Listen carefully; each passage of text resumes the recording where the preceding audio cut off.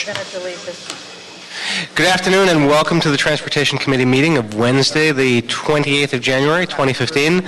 I'm Mike Bond, I'm the chair. I am joined by my colleague, Mr. Paul Krikorian. And for the time being, we're going to do this as a committee of two. Let me start by noting this is one of our more sparsely attended T committees in a while. So there won't be many shows of hands for the multimodal roll call. Who, since the start of the new year, has commuted to work by train? Yeah, about half the room. That's pretty good. How about by bus? Okay, almost as many. Bicycle? All right, there's one hardy person. Salita, no bicycles so far this year? Not yet. Uh-oh. Pedestrians? Cool. All right. About four hands. That's great to see. Okay, so let's get down to business. There are a number of items I'm going to recommend for consent. I was going to recommend items 2 through 8 for consent with minor modification to 5 and 8 that CLA would read into the record. What are they? What was it? Councilman John White, City Clerk, what were the amendments to items 5 and 8? Okay, for item number 5, we want to, or I'd recommend that we approve the resolution as amended to revise the boundary for the oversized vehicle restricted area to remove the one parking space on the south side of 3rd Street between South Robertson and the alley west of Arnez Drive. Did you get both of those, Mr. White? Yeah. As amended without objection, we'll move items 2 through 8 on consent. And then for item 7, we've got, if we can approve that, and due to the posting of a more restrictive signage on the street segment between South Hoover Street between 182nd and the terminus of South Hoover Street, the resolution should be amended to remove the posting of that street segment from the resolution. So we'll include that in the instruction. Thank you. In the recommendation. Thank you. Okay, so there's no general public comment cards today. None, sir. So let's go to item number 1.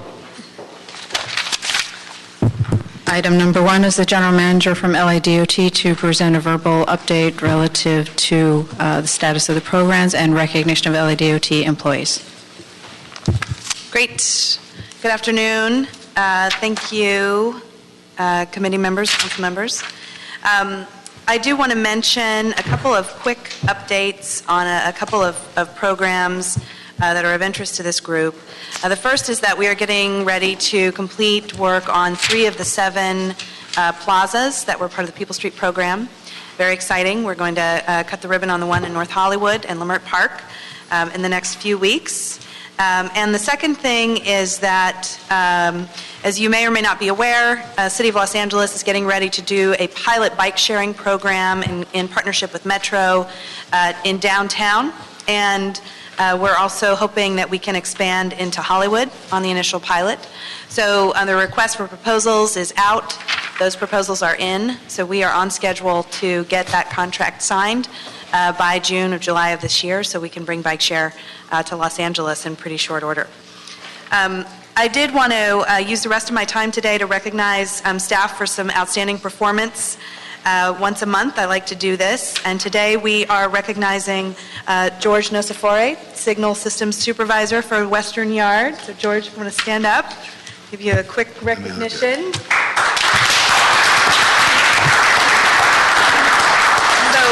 George has been with us since 1996, was promoted in 2008 to Signal Systems Supervisor, assigned to the Western Yard. He's innovative, responsible, and reliable. He knows how to prioritize his work and is a great communicator.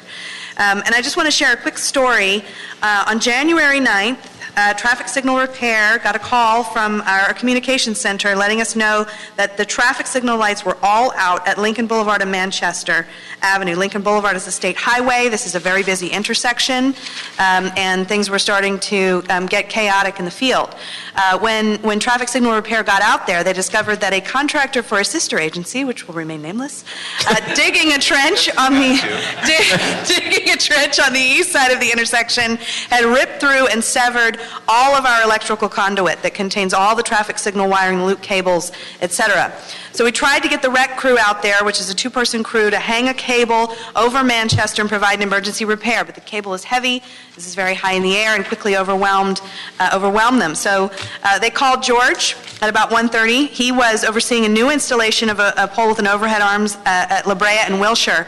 But he immediately called his supervisor and requested permission to cut short and wrap up his work so he could go help out at Lincoln. And so, as usual, he kept his supervisor informed, and by 3:50, Mr. Nosifore had already made the contractor repair the conduit with their crew, dispatch DOT crews to get 28 new conductor cables from the Western Yard, had his crews installing that cable, and had received a commitment from the foreperson of the contractor to have a subcontractor come first thing to the following week and fix the loop cables. So everything was back to normal in just a couple of hours, and I think it truly demonstrates a job well done, somebody that went way above and beyond, saw an opportunity, saw the public was suffering, and made things right, and really did that regardless of where he sits in the org chart, and really looked for great solutions. So I really appreciate Mr. Nosifore and his supervisor, Scott Morrill, and just want to thank him so much for everything you do for LADOT.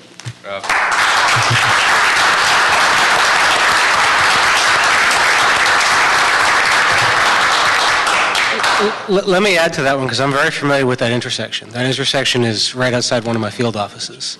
That is a horribly dangerous intersection to begin with. It's really pretty perilous, and there's a very high accident count there. It is right in front of a senior center. It's right in front of a library. It's right in front of a commercial district that gets a lot of pedestrian activity, and it's right near transit stops and is a frequent pathway for students from a couple different schools. So the fact that you responded very quickly was important on several levels, and I'm very, very grateful for what you did. Yeah. Thank you. Thank you. Can I just assist the general manager at this time and the employee? Please stand next to the chairman to get a picture so you can put it in your employee newsletter. All you got is time. Sure. Right. Actually, Mr. Levine, I think. Yeah, why don't Mr. Lopez, can you help Mr. Levine so he can join us in the picture? See, I can one-up you on this. Make sure you frame it exactly as Mr. Levine just set up. I will. Yeah. That's what you get for putting everything on consent. No, get right next to the employee. Okay, great. Got us all good? Okay, guys. 1, 2, 3. Okay, one more. 1, 2, 3. Email it to Great. Bruce. Bruce, get with it. Thank you very much. Thank you. Thank you so much. Good job. I like the initiative. I'll email it to my, It's to Bruce. to Bruce. Yeah. Mr. Levine, are you Instagramming that? You got me, Michael. Mr. Levine, before you arrived, we moved items 2 through 8 on consent. That's good. We'll reconsider that, and with Mr. Levine here, that'll be the Support actions it. of the full committee. Thank you. Thank you, Ms. Reynolds, for the report today. We should also report that we had, Ms. Reynolds and I, in the mayor's office, conducted an open house on Sunday near the Mar Vista Farmers Market for the CD11 Great Street. That was phenomenally well attended. It was a great interactive presentation. There was no talking heads. There was no program. It was people interactive with photographs, with sort of a tactile presentation for kids and stickers, and we got a lot of great feedback on it. So thanks for helping put that together. All right, that brings us to the balance of the agenda, which is item number 9. Item number 9 is a DOT report relative to an assessment of the resources needed to restripe streets within 10 days after the completion of resurfacing and slurry seals. Good afternoon, Selwyn Hollins, Department of Transportation. I'm here with Nader Asmar, who manages our district support and research group. We were asked to report back from the Budget and Finance Committee, actually, on the resources that would be needed to consistently restripe streets within 10 days or less. We have provided a report to the committees for consideration that is comprehensive and outlines all of the issues, as well as the staffing and the equipment needs in order to accomplish that task. Over the past 5 years, our staffing levels have declined substantially while the amount of pavement preservation work has increased to historic levels. The total number of streets has nearly doubled for resurfacing in that 5-year span. At the same time, we took over a 30% cut in staffing. This report has an addendum that goes into details or summarizes the cost as well as the current staffing. There's a addendum, Appendix A, that covers all of the costs for staffing currently proposed and what the overall cost would be. And it also provides the same for equipment with the current level of equipment, proposed investments, and the targeted to achieve what we're talking about. In a nutshell, it would take us from 1 markout crew to 5 markout crews citywide, 1 yellow striping crew to 3 yellow striping crews, and take us from 1 white striping crew to, I believe it's 4 white striping crews. Also includes resources needed for loop replacements and coordination. With that, I'll turn it over for any questions you may have. So let me see if I can sort of summarize. Thank you for the work you're doing. I think you've helped further elucidate the scope of the problem and what we need to solve it. I think it's pretty clear, as you outlined, that we need new equipment and we need more staffing, or we're going to continue to have the problems that we're having. It looks like from the report generally that we're recommending that folks work together better and have a joint budget proposal. I think we heard in Budget and Finance Committee the other day from the Mayor's Budget Director that we'll get a lot of progress and resolution on this in the proposed budget, which is great. But that's still a long ways away. And we've got a pretty serious threat to public safety going on right now. I know that the mayor and Mr. Galperin and Mr. Buscaino and I did a big press conference at National in Barrington back in November about how through various ways they were going to squeeze out 200 more lane miles this year, over and above the 200 lane miles that we had expected or anticipated in the budget. And that didn't come with additional resources for DOT, so in a way that could even dig your hole a little bit deeper. They resurfaced that area, which was great. My constituents loved it, but it wasn't, this was November 2014 when we held the press conference and when they started the resurfacing. It took them a few weeks to finish the resurfacing project.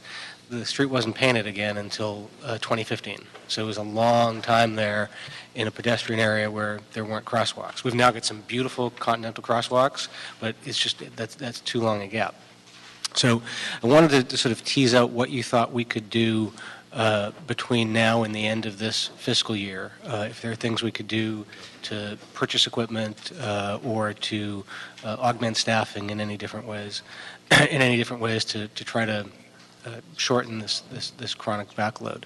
The reason I'm particularly and urgently concerned about the equipment is I understand it takes, after ordering, about 8 months for the equipment to get here. So if we have to wait for next year's budget to be approved and the next fiscal year to start, and then another 8 months, and I assume that the purchase wouldn't happen on July 1, we're looking at a very long time before we get up to speed. So any thoughts or recommendations? Yes, certainly. As we've been dealing with this issue, we have implemented a number of new things to help improve our operations. We've implemented some new technologies and other things, but one of the things we really focused on was studies of where our trigger points are. And one of them is in what we call mark out. Before we can lay down any permanent striping, we do have to mark out the street, and that's where our crews go out with the traffic design plans, and they lay out the patterns for the permanent crews to come in. As indicated in this report, we're averaging about 12 days after resurfacing before we can mark it out. And if we can close that gap more immediately, we might be able to have those job work orders ready for the crews to go and pick up speed.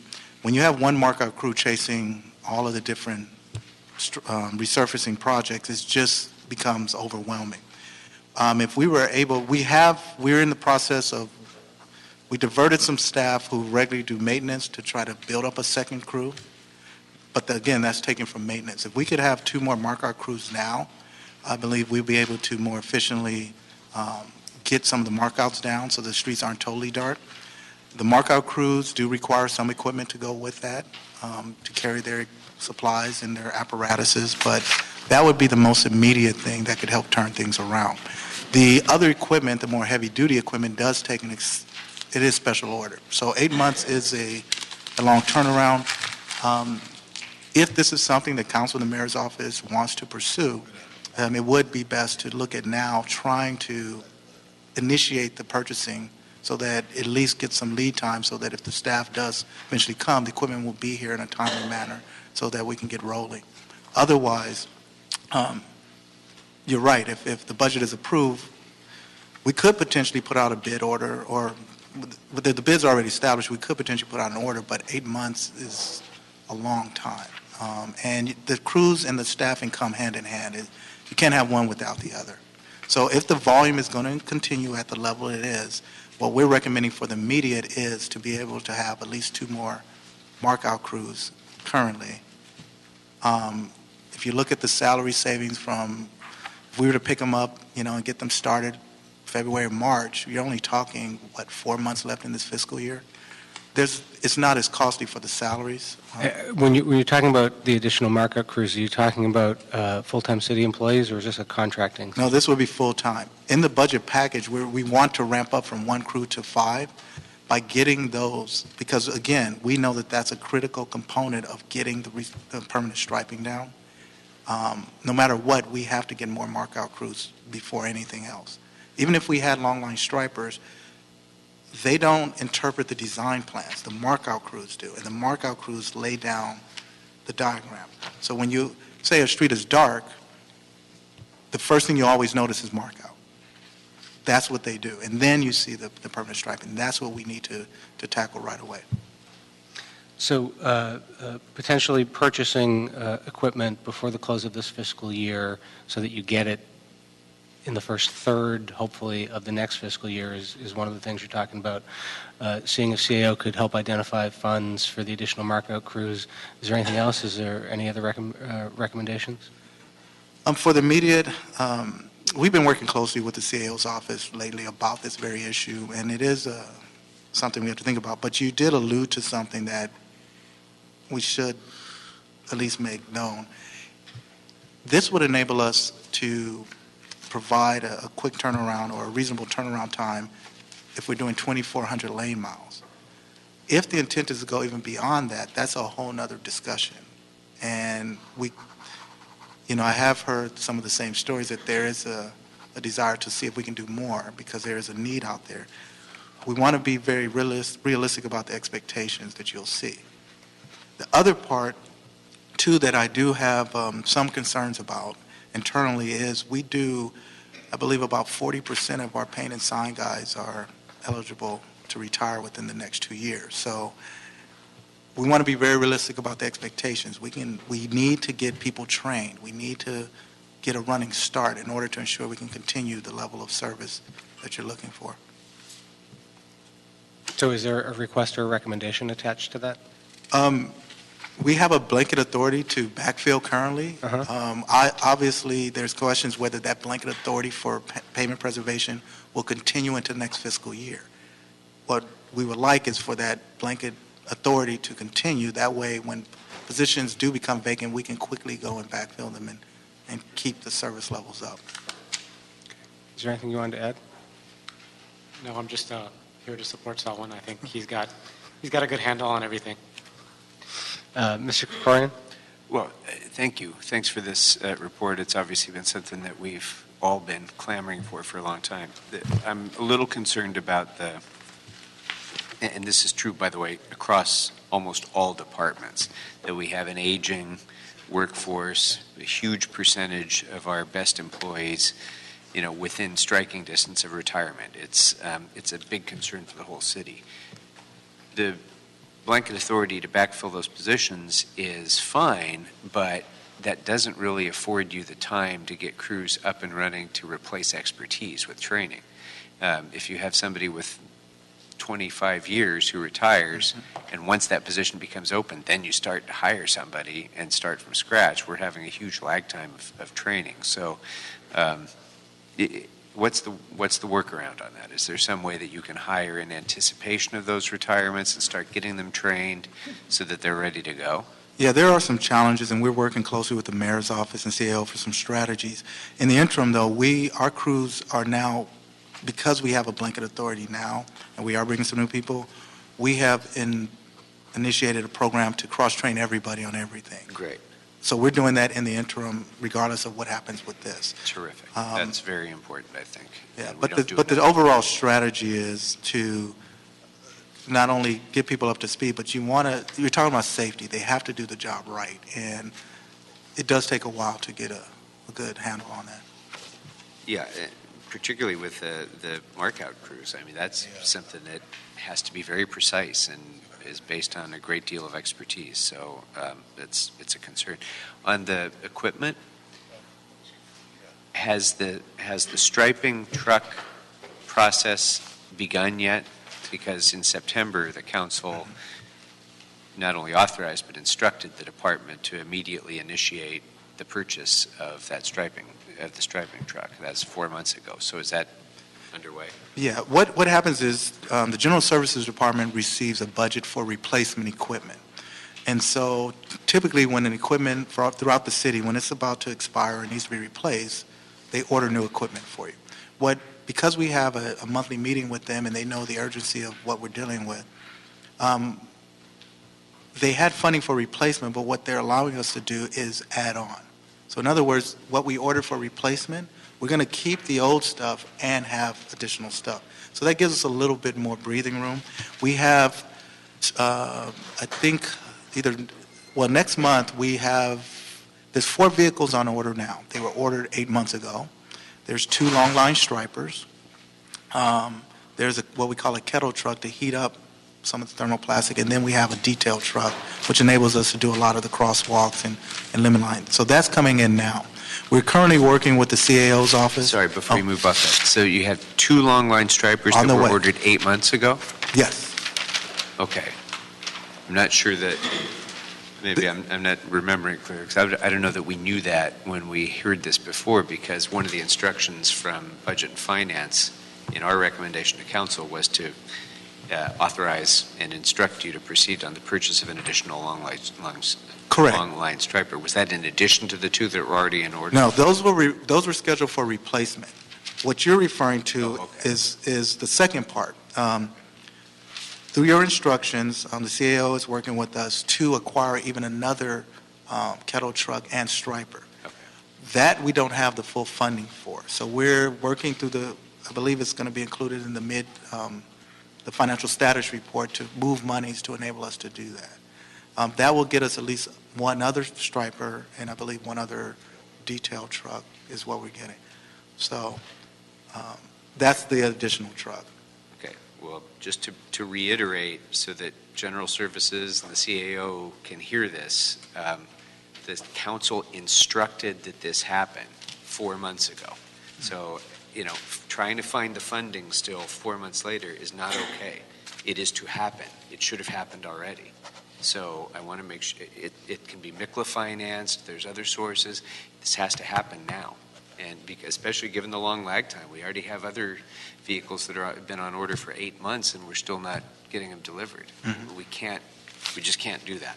So the council has already spoken on this. It has to get done today. It has to get done right now. Okay. Mr. Hirano, would you like to join us?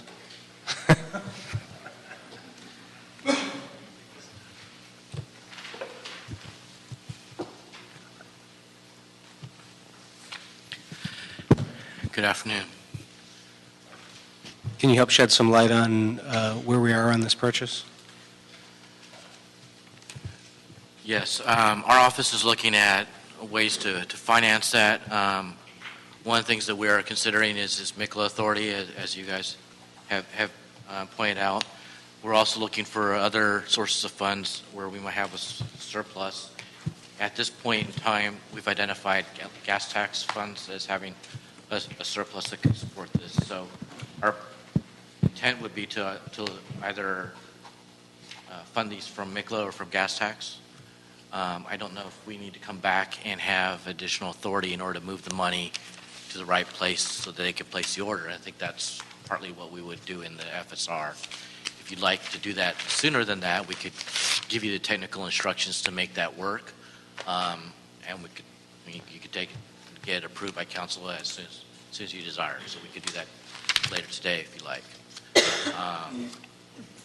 And my understanding is that the gap on the replacement equipment is a little over $500,000, about $520,000 in extra funding that's required, consistent with the motion that was made earlier this fiscal year. So that should be doable.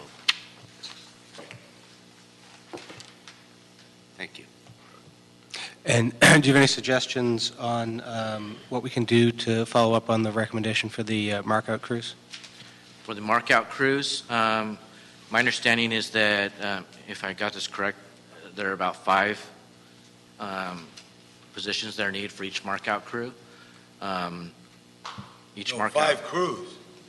You said 5 crews. Well, I thought the department requested 2 for immediate needs. Right? Yeah. 2 additional crews Right. at this time? Is that right? Okay, so that would total up 10 total positions. My suggestion to you would be that if you're ready to move, that we move those forward and approve them as resolution authorities. That would give the department the ability to start the hiring process. Given where we are with the hiring process right now, it's aggressive to think that DOT will have them for 4 months this year. It may be more like 3 months out of the year. The incremental cost would be a little under $150,000, which is something that we could afford. If not within the department budget, we could definitely make those costs up in the mid-year, especially for a priority of this nature. But what I think is critical is that we have those people available before street services begins their summer surge in paving, and that will begin as soon as the weather allows and the street services budget allows. So these people need to be on board quickly. Not having them now is maybe not as critical as not having them in the summer when we're going to be doing a lot more miles. So I would recommend that we consider that. In terms of the equipment for them, we've been looking at what the cost of the equipment would be.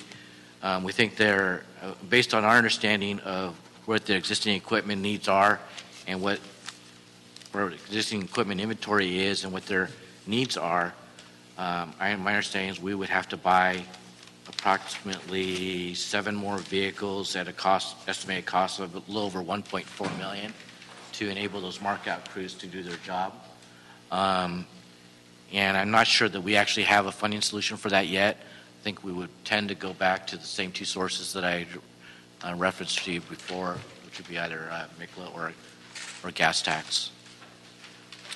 So if we did need to put it in order right now, I think we could work with the department and come back with the technical instructions for you to do that before this either gets to council or budget and finance, wherever it's going next. Yeah, it sounds like we're creeping towards a couple different recommendations, I think. One would be to immediately purchase the striping equipment that had already been directed to be purchased. Send the technical instructions as part of that direction to, I don't know if you wanted to go straight to council or budget and finance. What's your preference? $150,000 for 3 months of RAs, is that what we're For the staff, yeah, I think. I'd waive that for budget and finance. And then the equipment that they need to actually work, so that's a little over $1.4 million. So that's a little bit more of an issue, but at least on the resolution authority, Right. I think we should just get that done forthwith. Okay. So one would be to immediately purchase the thermoplastic striper and the traffic paint striper truck. When it comes to council with that instruction, just have the technical instructions provided. And the second is to move forward on the resolution authorities. Okay. Did you have any other recommendations? Well, those, I mean, I guess I'm not clear. Did you want to move forward on the markout vehicles for the 2 extra crews or not at this point? I think we have to do that Yeah. as well, because otherwise the rest of it doesn't work. Right. But that's something that I think I should at least see what the funding sources are and how Okay. it works in budget and finance. But just, if you include it as a package, we can make an assessment of what to waive out of budget and finance before it goes to council. Okay, we'll do that. That's not a problem. We can do that. Okay. Natalie, did you have something you wanted to add? Natalie Brosier's office. As far as microfinancing is concerned, the department does have $6.8 million of authority to buy equipment. So if this is a priority for the council, they can use that authority to purchase the equipment right away. And the department will have to decide. Which authorities? In the budget, the mayor and council gave authority for $6.8 million worth of equipment. The department can go through that, and basically, if the council feels this is a bigger priority than what's listed in the budget, they can replace that and use the 1.4 million as part of the 6.8. I mean, we're just giving you an option right now. If they have the ability to do that, if that's what you want. I'm curious, currently, is all of our striping work done by full-time city employees, or is some of it contractual? We're using the contractors for pretty much all of the slurry jobs because there's just too much for us to do on the major arterials. But keep in mind, Slurry is not doing the full long line in most cases. Mm-hmm. There may be some center line. It's mostly limit lines and crosswalks and real simple things. Do we have ample resources there to get us to the end of the year? In that account? For your contracting needs? Oh, yeah, the contractor, we've been looking at the numbers. We're okay. We'll keep the Slurry is the one we chase. So the contractor's doing most of that, so we'll be fine on that. The contract does require them a 7-day turnaround, so it's pretty tight. The long line striping on your major arterials, of course, that's planned 30 days in advance. It's a lot more science to that than doing most of the Slurry on secondary and residential streets. Okay. Mr. Labange? Yeah, thank you. I think soon after I was elected, there was a horrible accident on Gaffey Street, a multi-million-dollar lawsuit. So whatever we're talking about is not what that is. So I think we really absolutely, as managers, I see the deputy mayor is here. Someone's got to really say, we got to make this happen because it's going to bite us. And also it's sad that anyone gets in an accident when there's no lane designation. So I think we should call the general managers to the table when this comes to council just to get the support necessary for them to be able to do it, because ultimately we don't want anybody to get in an accident, but this happened and it was a multi-million-dollar lawsuit on a paving job on that. Also, can we lease equipment faster than we could buy it? No. We talked with General Service extensively about that. Part of the problem with the leasing is the contractor that is on place with the city. Anything they would lease doesn't meet I think it's in the report, it has to be some type of alternative fuel requirement, and what they use is different than what we use. Do we need an exemption because we're going to, someone's going to get a Gaffey Street incident again, or we get licked with a multi-million-dollar suit? I mean, I don't know. Well, I just know this, members, and I'm just talking to my colleagues here. You see this in your district. It's an accident waiting to happen by no fault. If you give the staff the right resources, they get it done, but we got to get it. And if it means that they, we have a big street problem, and they say, well, you can't use this because AQMD, but they did it for 60 years, and now the streets fall apart. So where are we going to do it? I just think it really is a very serious thing, and we should look to that aspect of it, because I know when I was on the MTA board, in the county streets, they would have contractors do it, and it got done in a real efficient way because it was in the budget, and that's how they did it. So I just wanted to raise the flag and also tell you Melrose between Hoover and Virgil has been naked, if that's a proper term, of striping. Dark. It's a busy street. Melrose? Okay. Yeah. Did it get done today? Not naked, dark. Dark, okay. I'm speaking more like All right, we'll take a note of that. yeah, got it. Without stripes. Okay. I would like to say this. We did reach out to the contractor about leasing also, and because of the vehicle situation, they gave us an alternative whereby they'll do service per hour, but the costs were very exorbitant. I mean, this is not something that they normally do. They have a lot of clients throughout the Southern California area. So we did try every which way we can. We even talked about, could we look at purchasing your retired vehicles, and they pretty much told us they're in such bad condition they wouldn't do us any good, and they do salvage and sell them down to Central and South America. So, I mean, we're looking at any possible way to get the equipment other than purchasing, but this is very highly specialized and costly equipment that is just not readily available. Mr. Verno, I cut you short earlier. That's fine. The comment I was going to make is we obviously listened to the budget and finance discussion on Monday and understand your desire to also see how we can narrow the gap between the time when paving or slurry goes in and striping actually occurs. And one of the things that we would recommend doing is actually talking to our existing contractor and trying to determine what the incremental cost would be to narrow that gap, at least during the current fiscal year. We could look at other solutions, including the use of city staff for 15-16. It's a budget that we're currently developing, but there really is no other way to do it this year if you'd like to narrow that gap. So if you want to do that, it may be appropriate to ask DOT to go back, talk to the contractor, report back with an estimated cost on what it would take to narrow that gap. And it would also be helpful if you gave them a target turnaround time that was acceptable to you, whether it be 10 days, 3 weeks, 4 days, 24 hours, whatever it is that you think would be appropriate, so that they could size that up. If we're talking about a finite period of time and it's just to get us through the end of this fiscal year, because I think we'll have a different program next year, I'd certainly be reluctantly amenable to that. And I'd suggest that we ask them to look at both a 10-day and a 4-day response time. 10-day would be a huge improvement. 4 would be, I think, the dream is, I think, the ideal.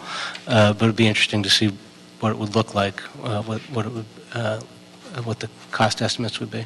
Yeah, and then based on that response, we could craft. We could know what kind of money we're looking for, right, and determine whether that's something we can afford and to do quickly. Mr. Krikorian? Well, yes, and I think as we move forward with this decision-making, one of the things I'm going to want to see head-to-head is the cost comparison between contracted services and full-time employees, including Absolutely. In that contracted service analysis, the cost of supervision, right, right. And inspection of the contracted work. That's actually standard for us when we do a 1022 analysis. We include those costs. Okay. So that's essentially what you're talking about, and we can do that. That's not a problem. Okay. That's important to know. The quality of the service they provide. Our contracted out tree trimming has been, in my experience, pretty abysmal. So I'm reluctant to do that. But if this is something, the quality of the work is good, and it can help us deal with through the end of the fiscal year, then it's worth looking at. At least get the numbers. Yeah.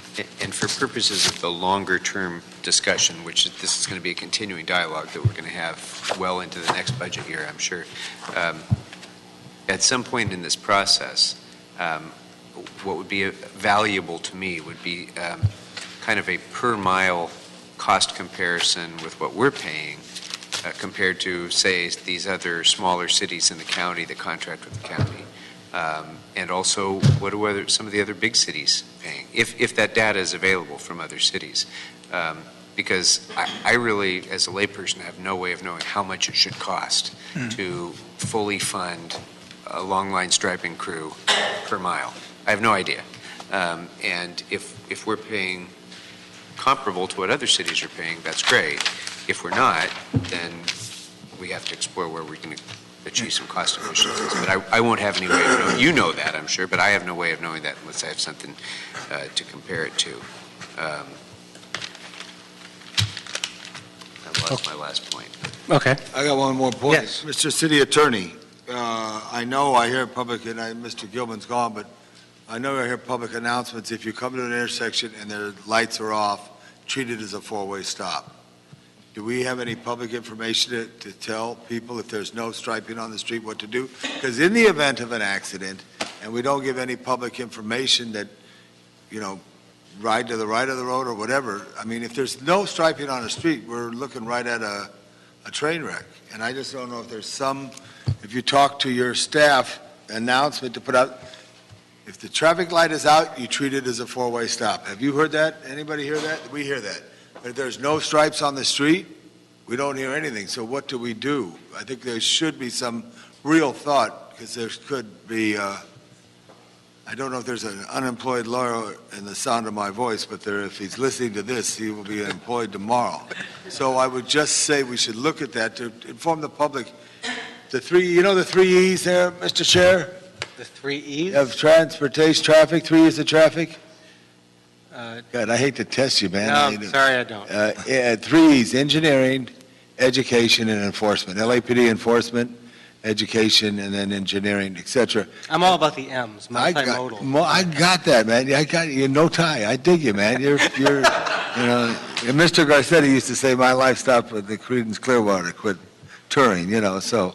I'm a fan of that okay. kind of music. I That's my know. era. You like that. I like that. So I'm just saying we got to hit those bases, because I think it's a value that we should have, pretty simple. And I would just make another suggestion, too, in the future, because it's so nice here. I've been wanting to get a deputy chief for traffic, because there's no deputy chief of traffic in LAPD.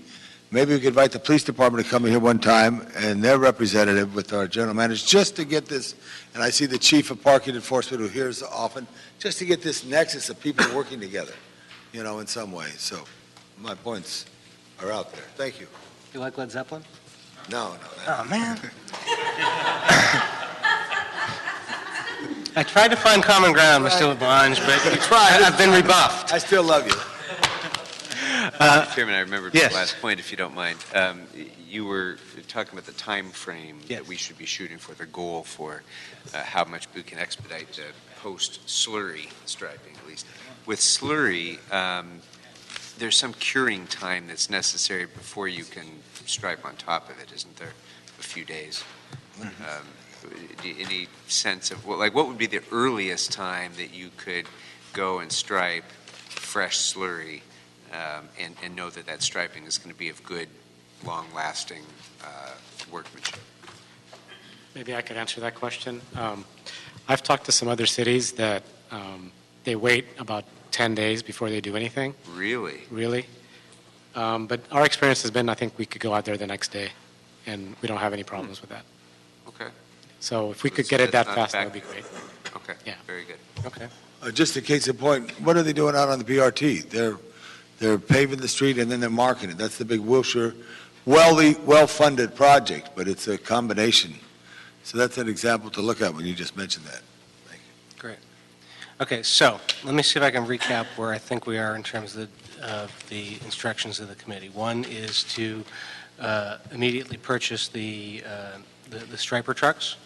The second is to approve the resolution authorities for the 2 new markout crews. And the third is to ask DOT to talk with the contractors and get some estimates on what it would take to help us eliminate the backlog and catch up faster for this fiscal year only for a variety of different timelines, including the fastest possible. Does that sound correct? And the equipment. Yeah, I believe the CAO requested or recommended that you also direct DOT and CAO to report back on a source of funding for equipment purchases. Yes, correct? we will do that before the next step, whether it be budget and finance or council. We will have those technical instructions back for you to view. So Okay. that doesn't need to come back to committee. That Understood. would just be included as sort of part of the report. Okay. So not a recommendation, they'll do it on their own. Okay, thank you. That work? I think so. Okay. All right. So without objection, that's the direction of the committee. That wraps up the agenda. We have one general public comment card, Mr. Dennis Hindman. Thank you, folks. Hi, my name is Dennis Hyman. I downloaded the California Highway Patrol Switzer data for the Los Angeles Police Department reported traffic collisions from the years 2005 to 2014. And it's very interesting to note that the total collisions for 2014 were down 38%. The fatalities are down 24%. Bicycle collisions fell, pedestrian collisions fell substantially from the previous year. The bicycle fatalities were 15 in 2013. They fell to 6 in 2014. Pedestrian fatalities also fell. Now, California Highway Patrol claims that they're 7 months behind. I checked the first 5 months. It's substantially less than the previous year. I also cross-checked the amount of bicycle fatalities again with the data that Ted Rogers keeps, and it matched up. So, and I also checked by week and month to make sure that there was data in all those weeks after the first 5 months. So I think this is should be fairly accurate. And if this does hold true, then it must be because of many more people driving that the total collisions going down. It must be due to a lower overall average of the speed of the vehicles. I know that the Metro's weekday passenger boardings is down 3% for the year. So at least some of those people are probably driving because the price of the gasoline dropped by about at least $1. So if this holds true, we're on our way to a vision zero if we can keep this going. 2015 should be, if that was the effect of gas prices encouraging more people to drive, then the same thing should hold true for 2015.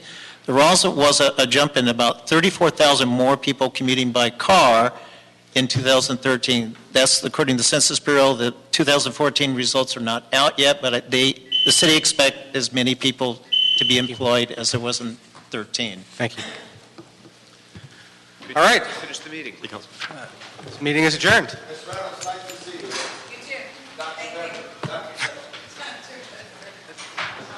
You too.